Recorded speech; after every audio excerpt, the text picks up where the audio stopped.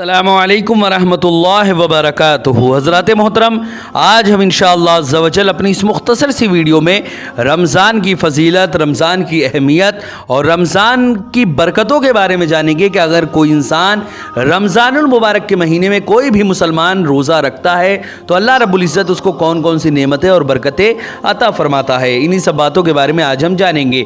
हज़रात मोहतरम, वीडियो पसंद आए तो वीडियो को लाइक करें, शेयर करें और अगर हमारे मोहम्मदी चैनल पर नए आए हों तो इसे ज़रूर सब्सक्राइब करके बेल आइकन को भी ज़रूर दबाएं ताकि इस तरह की तमाम इन्फॉर्मेटिव वीडियोस आप तक ज़रूर पहुँचे। हज़रात मोहतरम, जैसे कि आप लोगों को मालूम है कि हम इसी तरह दीनी और इल्मी काम को बाज़ाब्ता अंजाम दे रहे हैं। इसी मकसद के पेश नज़र हमने एक मदरसा और एक जामा मस्जिद की बाज़ाब्ता बुनियाद डाली है।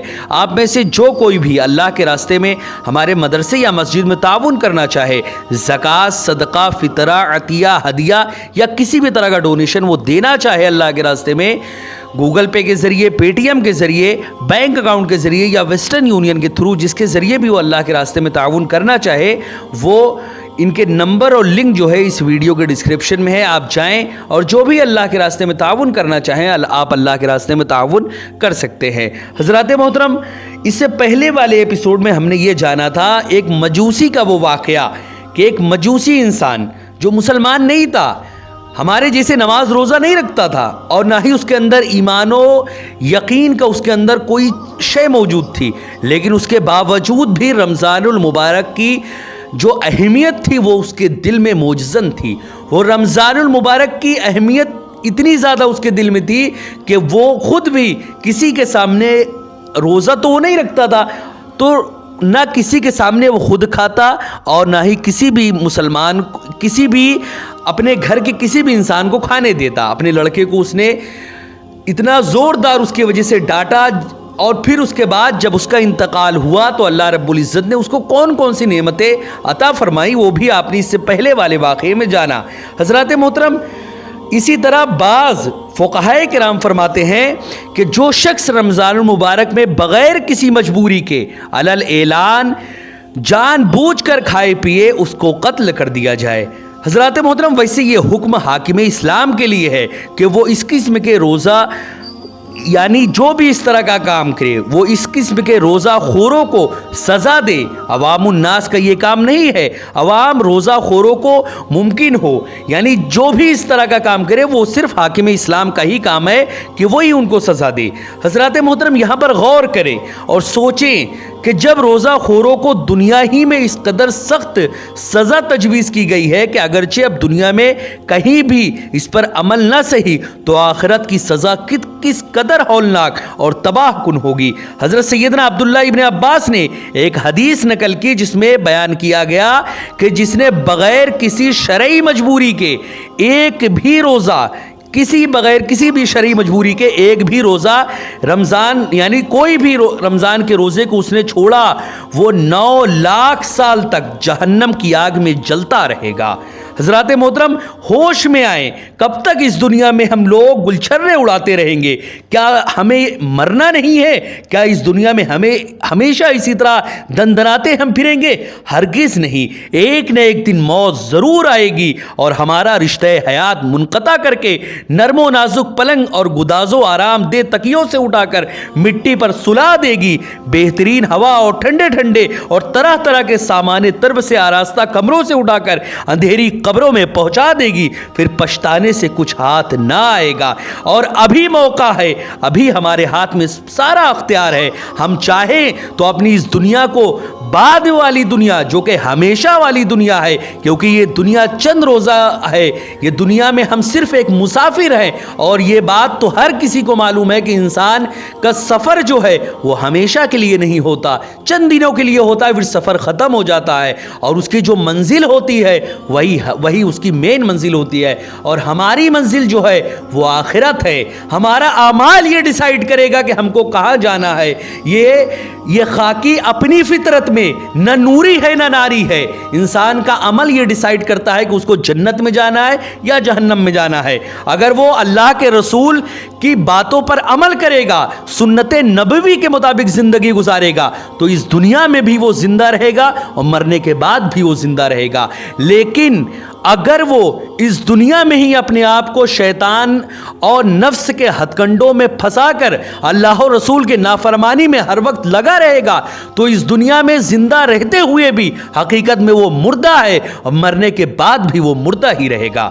حضرات محترم، اسی لیے ہمیشہ یہ بات ذہن میں رکھیں کہ ابھی موقع ہے، کیونکہ اگر ابھی نہیں تو پھر کبھی نہیں۔ شیطان ہم کو آگے بڑھنے ہی نہیں دے گا، ہم کو وہ تمام کے تمام نیکیاں کرنے ہی نہیں دے گا جس کے سبب سے ہمارا رب ہم سے راضی ہو جائے۔ حدیث پاک میں ہے کہ جب رمضان المبارک کا چاند نکلتا ہے تو اللہ حضرت سیدنا جبرائیل علیہ السلام کو فرماتا ہے کہ اے جبرائیل، حوران بہشت کو زینت کا حکم دو اور ندا کرو کہ اے اہل آسمان اور اے اہل زمین ہوشیار ہو جاؤ، یہ رمضان المبارک کا مہینہ ہے، جو شخص اس کی تعظیم کرے گا وہ بخش دیا جائے گا، اور شیطان کو قید کر دو تاکہ روزہ دار گناہ کرنے سے محفوظ رہے۔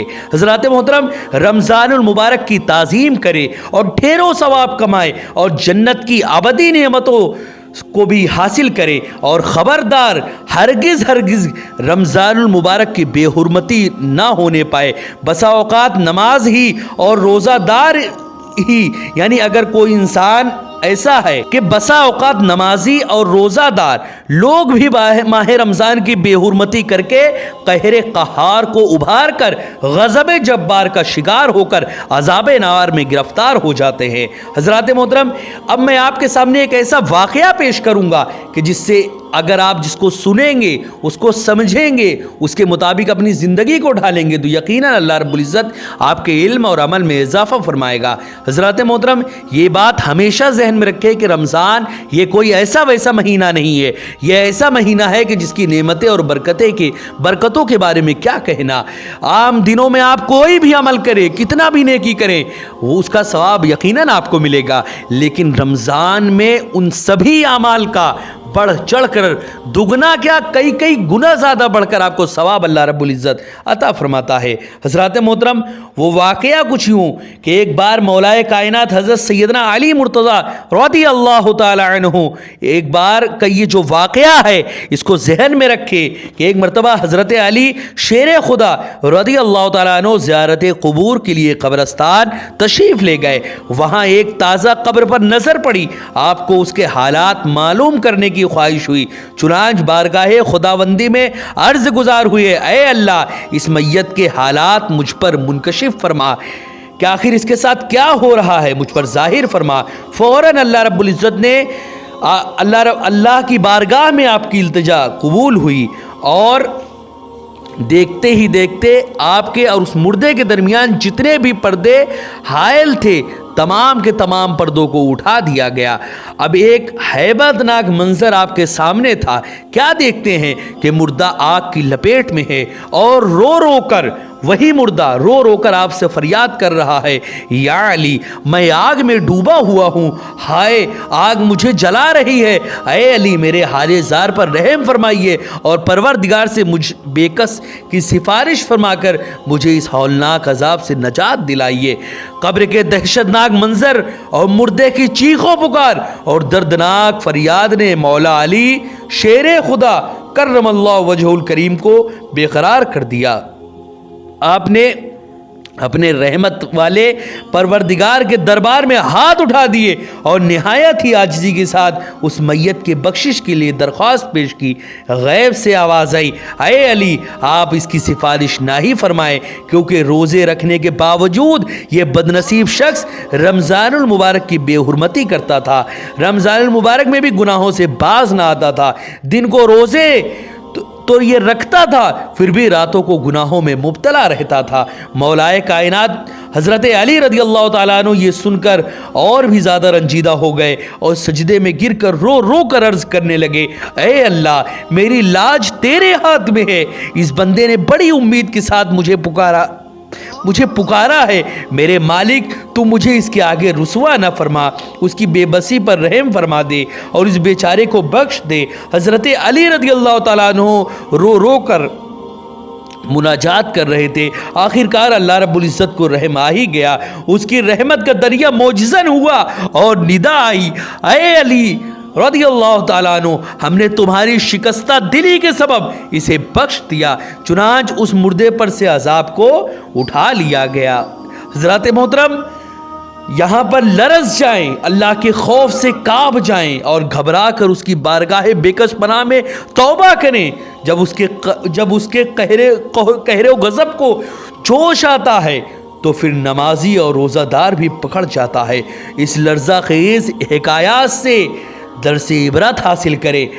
کئی جگہ یہ دیکھا جاتا ہے کہ رمضان المبارک کی مبارک راتوں میں ہمارے کئی نوجوان بھائی محلہ میں کرکٹ، فٹ بال وغیرہ کھیلتے خوب شور مچاتے ہیں، اور اس طرح یہ بدنصیب لوگ خود تو عبادت سے محروم رہتے ہی ہیں مگر دوسروں کے لیے بھی بے حد پریشانی کا باعث بنتے ہیں۔ نہ تو خود عبادت کرتے ہیں، نہ ہی دوسروں کو عبادت کرنے دیتے ہیں۔ اس قسم کے کھیل ویسے ہی اللہ رب العزت کی یاد سے غافل کرنے والے ہیں۔ نیک لوگ تو ان کھیلوں اور جھمیلوں سے بھی سدا دور رہتے ہیں، خود کھیلنا درکنار، ایسے کھیل تماشے دیکھتے بھی نہیں، بلکہ جب کبھی اس قسم کے کھیلوں کا آنکھوں دیکھا حال یعنی کمنٹری ریڈیو وغیرہ پر نشر ہوتا ہے تو اسے سنتے تک نہیں۔ لہٰذا ہمیں بھی ان سے بچنا چاہیے، اور خصوصاً رمضان المبارک کے بابرکت لمحات تو ہرگز اس طرح برباد نہیں کرنا چاہیے۔ نیز کافی ایسے نادان لوگ بھی دیکھے جاتے ہیں جو اگرچہ روزہ تو رکھ لیتے ہیں مگر پھر ان بیچاروں کا روزہ وہ رکھ لیتے ہیں لیکن ان بیچاروں کا وقت پاس نہیں ہوتا، شاید وہیں رک جاتا ہے۔ لہٰذا وہ لوگ بھی احترام رمضان شریف کو ایک طرف رکھ کر حرام و ناجائز کاموں کا سہارا لے کر وقت پاس کرتے ہیں، اور یوں بدقسمتی سے رمضان شریف میں شطرنج اور تاش، لوڈو اور اسی طرح گانے باجے وغیرہ میں بعض لوگ کچھ زیادہ ہی ملوث نظر آتے ہیں۔ یہ یاد رکھیں کہ شطرنج اور تاش وغیرہ پر کسی قسم کی بازی یا شرط نہ بھی لگائی جائے تب بھی یہ کھیل ناجائز ہے، بلکہ تاش میں چونکہ جانداروں کی تصویریں بھی ہوتی ہے، اسی لیے اعلیٰ حضرت رحمۃ اللہ علیہ نے اسی طرح اعلیٰ حضرت نے فرمایا کہ جھوٹ موٹ تاش کھیلنے کو بھی اعلیٰ حضرت نے حرام قرار دیا۔ لہٰذا اے جنت کے طلبگار ہمارے مسلمان بھائیوں، رمضان المبارک کے ان مقدس لمحات کو اس طرح فضولیات اور خرافات میں برباد ہونے سے بچائیں۔ زندگی بڑی مختصر ہے، اس کو غنیمت جانیں۔ تاش کی گڑیوں اور فلمی گانوں کے ذریعے وقت پاس یعنی برباد کرنے کے بجائے ذکر و درود میں وقت گزارنے کی کوشش کرے۔ جتنی بھوک پیاس کی شدت زیادہ محسوس ہوگی اتنا ہی صبر کرنے پر انشاءاللہ ثواب بھی زیادہ ملے گا۔ جیسا کہ حضرت سیدنا ابراہیم بن ادھم کا فرمانے عالی شان ہے کہ دنیا میں جو نیک عمل جتنا گراں اور دشوار ہوگا، کل قیامت کے روز نیکیوں کے پلے میں وہ اتنا ہی زیادہ وزن دار ہوگا۔ اس سے صاف ظاہر ہوا کہ ہمارے لیے روزہ رکھنا جتنا دشوار اور نفس بدکار کے لیے ناگوار ہوگا، انشاءاللہ عز و جل یہ غفار جو ہمارا رب ہے بروز یعنی اللہ رب العزت قیامت کے دن میزان عمل میں یہ اتنا ہی زیادہ وزندار ہوگا۔ اسی لیے ہمیشہ یہ ذہن میں رکھے کہ ہمیں زیادہ سے زیادہ اللہ کو راضی کرنے کی کوشش کرنا چاہیے۔ حضرت حجت الاسلام سیدنا امام غزالی رحمۃ اللہ علیہ جو کہ ایک بہت عظیم مجدد رہے ہیں، وہ فرماتے ہیں کیمیائے سعادت میں کہ روزے دار کے لیے سنت یہ ہے کہ دن کے وقت زیادہ دیر نہ سوئے بلکہ جاگتا رہے تاکہ بھوک اور ضعف یعنی کمزوری کا اثر محسوس ہو۔ حضرات محترم یہاں پر اب غور کریں، یہ صاف ظاہر ہے کہ جو دن بھر روزے میں سو کر وقت گزارے اس کے روزے کا پتہ ہی کیا چلے گا۔ ذرا سوچو تو صحیح، امام محمد غزالی تو زیادہ سونے سے بھی منع فرماتے ہیں کہ اس طرح بھی وقت فالتو پاس ہو جائے گا۔ تو جو لوگ کھیل تماشوں اور حرام کاموں میں وقت پاس کرتے ہیں وہ کس قدر محروم و بدنصیب ہیں۔ لہٰذا اس مبارک مہینے کی قدر کیجئے، اس کا احترام بجا لائیے، اس میں خوش دلی کے ساتھ روزے رکھیں اور اللہ رب العزت کی خوشنودی حاصل کریں۔ مقدس قرآن میں اللہ رب العزت کا فرمانے عالی شان ہے، یا ایھا الذین آمنوا کتب علیکم الصیام کما کتب علی الذین من قبلکم لعلکم تتقون ایاما معدودہ الی آخر الآیہ۔ حضرات محترم اس میں اللہ رب العزت نے فرمایا اے ایمان والو، تم پر روزے فرض فرض کیے گئے جیسے اگلوں پر یعنی تم سے پہلے لوگوں پر فرض کیے گئے تھے، تاکہ تمہیں پرہیزگاری ملے، تاکہ تم پرہیزگار بن جاؤ۔